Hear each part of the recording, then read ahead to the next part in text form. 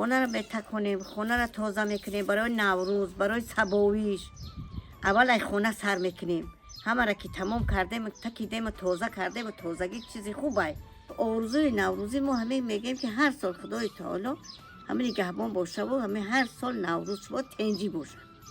نوروزی کنیم مردم پول جمع میکنن، مثال میروند در پشت لطاق دیگ میمونن، هر که خودش زنکاتی دو مردکاتی دو نوروزی میکنن.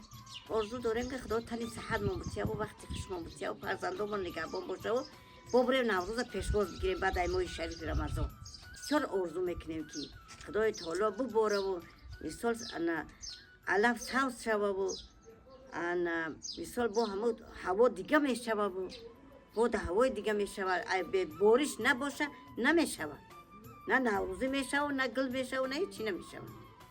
ما که خدا آرزو داریم که خدا فقط بارش شوه و همین نوروزی را پیشواز بگیریم.